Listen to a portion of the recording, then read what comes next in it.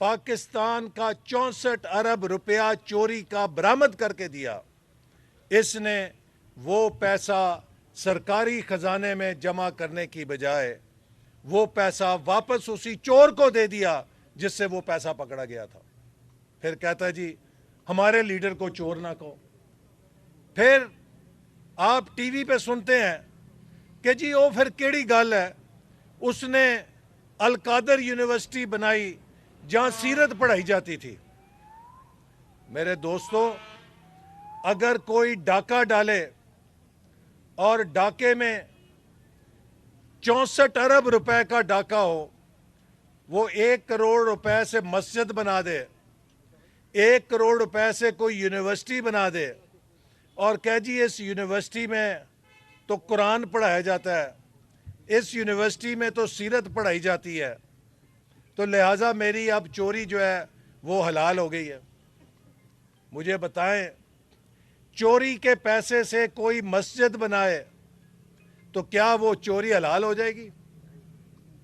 क्या नबी पाक सल्लल्लाहु अलैहि वसल्लम की ज़ात जिनसे हर उम्मती प्यार करता है, उनकी सीरत इस बात की मोहताज है कि उनकी सीरत को पढ़ाने के लिए डाके का पैसा इस्तेमाल किया जाए, पाकिस्तान का चुराया हुआ पैसा इस्तेमाल किया जाए?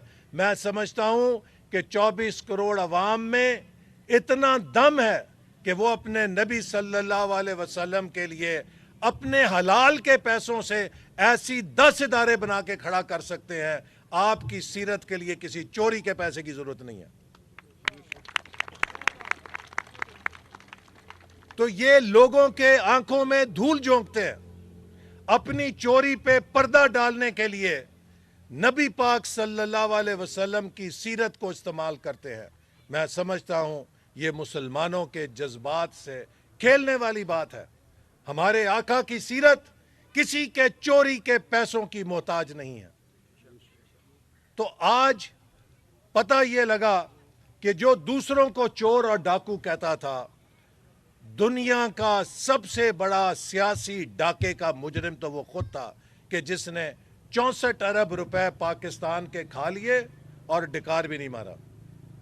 और अब जब अदालत ने उसको सजा दी है तो फिर अब देखते हैं कभी अमेरिका की तरफ, कभी बरतानिया की तरफ, और अमेरिका में जाके उनके कांग्रेसमैन, उनके सेनेटरों के पैर पकड़ रही है पीटीआई और अपीलें कर रही है सदर ट्रंप से कि ट्रंप भाई हमारे लीडर को आज़ाद करवा दो। अल्लाह ताला मुनाफिक के चेहरे से हर पर्दा उतार देता है, इस दुनिया में उतारता है।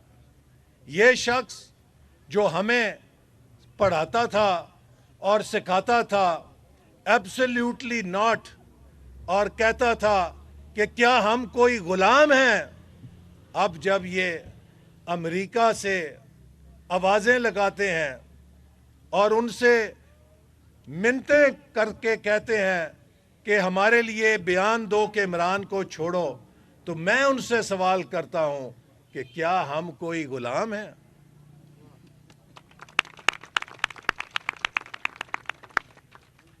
इमरान खान ने पाकिस्तान के गरीबों, पाकिस्तान के नौजवानों का 64 अरब रुपया डाका डाल के खाया है। इमरान खान का ये जुर्म ना अमेरिका माफ कर सकता है, ना बरतानिया माफ कर सकता है, ना पाकिस्तान के अवाम माफ करेंगे।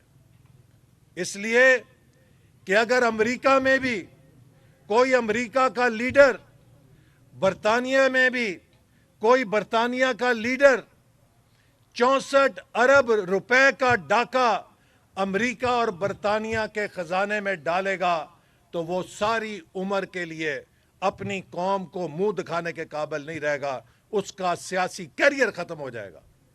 और मुझे हैरत है कि आज किस मुंह के साथ पीटीआई वाले अपने लीडर की रिहाई का मुतालबा करते हैं।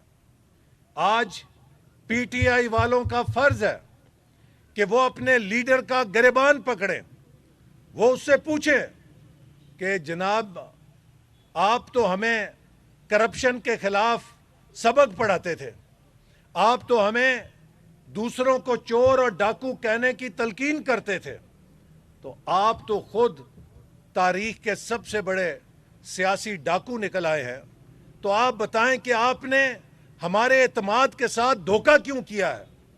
آپ نے تو ہمیں اس لیے اکٹھا کیا تھا کہ ہم پاکستان سے کرپشن کا خاتمہ کریں گے، تو آپ تو خود پاکستان کے سب سے بڑے کرپشن کے کیس کے مجرم نکل آئے ہیں، آپ نے ہماری جد و جہد کے ساتھ دھوکہ کیا ہے۔